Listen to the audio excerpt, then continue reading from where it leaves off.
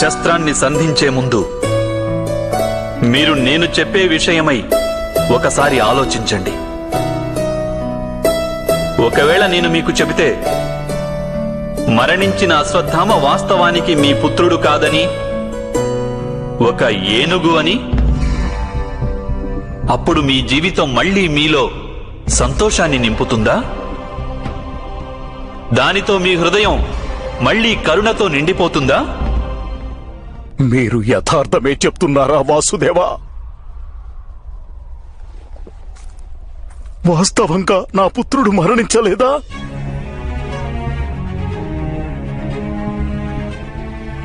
మీ పుత్రుడు ఈరోజు మరణించకున్నా రేపు మరణిస్తాడు. విశ్వంలో ఎవరు అమరులై ఉంటారు గురుద్రోణ? కానీ వాస్తవమైన ప్రశ్న ఏమిటంటే, మీ జీవితంలోని సుఖం దుఃఖం, ఆశ నిరాశ, జ్ఞానం అజ్ఞానం, మీ సర్వస్వం మీ పుత్రునితోనే ముడిపడి ఉన్నాయా? ఇక మీ జీవితానికి వేరొక లక్ష్యమే లేదా? మీలోని సకల శక్తులు, సమస్త జ్ఞానము కేవలం మీ పుత్రుని కోసమేనా? అవును, నా కారణంగా వాడు ఈ లోకంలోనికొచ్చాడు. వాడు నాకు సుఖాన్ని, ప్రేమని, గౌరవాన్ని ఇచ్చాడు. నాకు నా జీవితంలో వారిని మించినది ఇంకేదీ లేదు, ఏదీ లేదు. ప్రతి తండ్రికి తన పుత్రునిపై ఇంతటి ప్రేమ ఉండదా? అయితే ఆలోచించండి గురుద్రోణ. ఏ పుత్రుడినైతే మీరు ఇంతగా అభిమానిస్తున్నారో వానికి వాస్తవంగా మీరేమిచ్చారు? సంపదలిచ్చాను, సుఖాన్నిచ్చాను, రాజ్యాన్నిచ్చాను. సంస్కారాన్నిచ్చారా? విద్యనిచ్చారా? ధర్మం గురించిన జ్ఞానాన్నిచ్చారా? ఏ రక్షణ లేకుండా జీవించగలిగే విధంగా వానికి మీరు ఏమీ ఇవ్వలేదు గురుదేవా.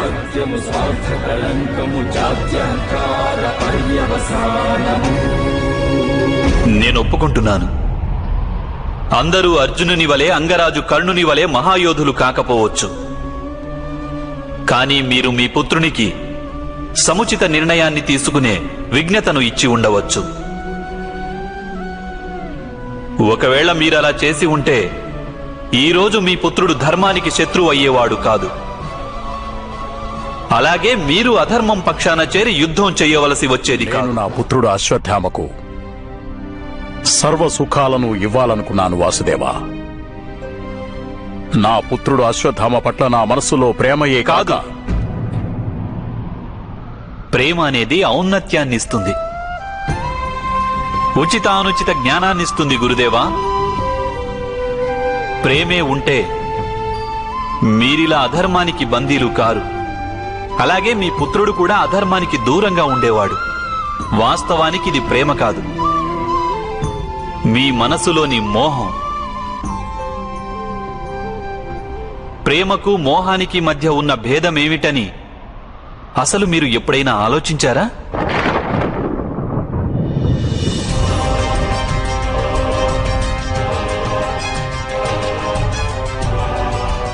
ప్రేమ నుండే మోహం జనిస్తుంది కదా వాసుదేవా.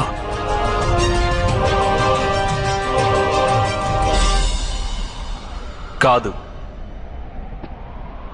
వాస్తవానికి ప్రేమ ఉన్న చోట మోహానికి తావే ఉండదు. ప్రేమ జనించేది కరుణ నుండే గురుదేవా, కానీ మోహం జనించేది అహంకారం నుండి. ప్రేమ అంటుంది, నా పుత్రునికి ఈశ్వరుడు లోకంలోని అన్ని సుఖాలను ఇస్తాడని. కానీ మోహం అంటుంది, నేను నా పుత్రునికి లోకంలోని అన్ని సుఖాలను ఇస్తాను అని. ప్రేమ అంటుంది, నా పుత్రుడంటే నాకెంతో గర్వమని. మోహం అంటుంది, నా పుత్రుడు నన్ను చూసి గర్వపడాలి అని. ప్రేమ ముక్తినిస్తుంది గురుదేవా, మోహం బంధిస్తుంది. ప్రేమ ధర్మం గురుదేవా, కానీ మోహం అధర్మం.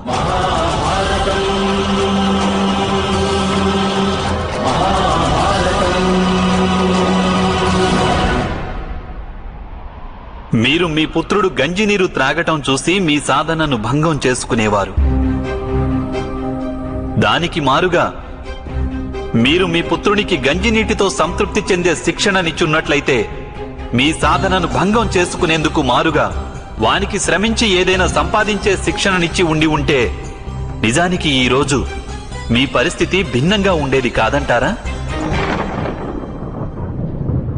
మీ పుత్రుని భవిష్యత్తును ఉజ్వలంగా రూపొందించే ప్రయత్నంలో మీరు వాని చరిత్రను ఉజ్వలంగా రూపొందించడం విస్మరించారు. మీ మోహం కారణంగా వాని జీవితంలో ధర్మం నశించింది. లోభం, భయం, దురాశల శిక్షణనిచ్చారు మీరు మీ పుత్రునికి. అలాగే స్వయంగా మీరు ఆ మోహం కారణంగానే వాస్తవానికి మీరు గురువుగా ఎప్పుడూ భాసిల్లలేకపోయారు. కేవలం ఒక శిక్షకునిగా మిగిలిపోయారు మీరు.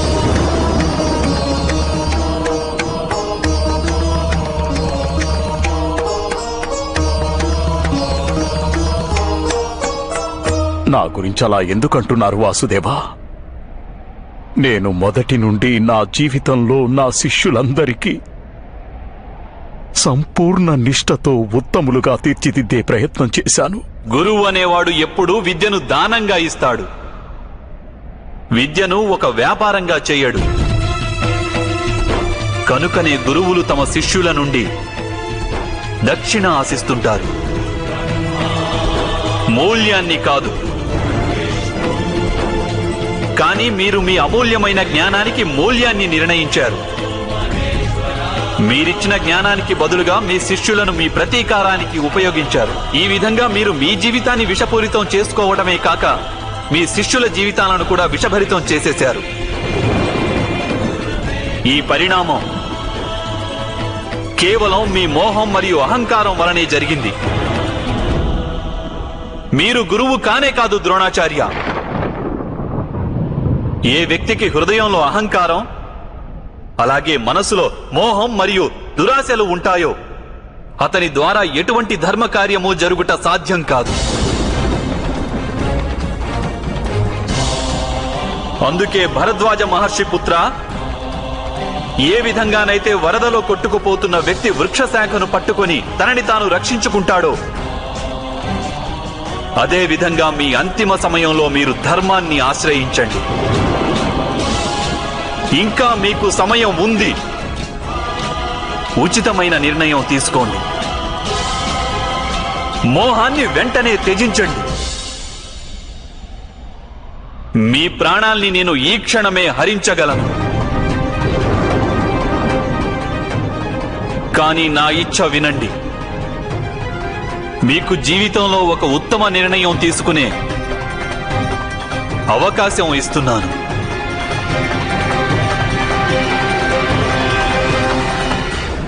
యథార్థమే చెప్పారు మీరు. నా పుత్రుడు అశ్వత్థామకు శిక్ష లభించడానికి కారణం పూర్తిగా నేనే.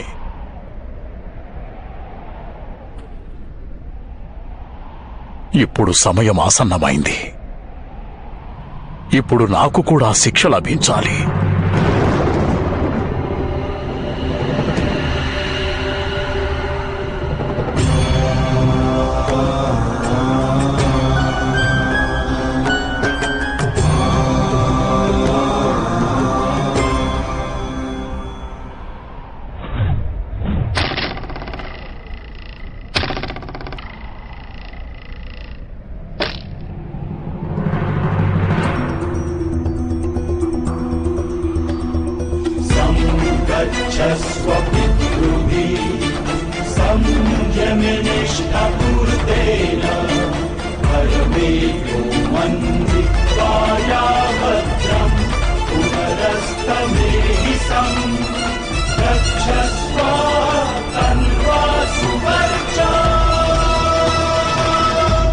నేను అన్నీ స్వీకరించడానికి సిద్ధంగా ఉన్నాను.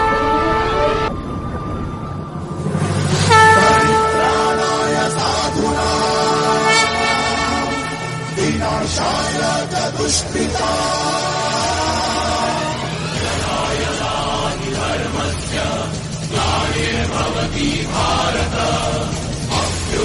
అభ్యుత్థానమధర్మస్య తదాత్మానం సృజామ్య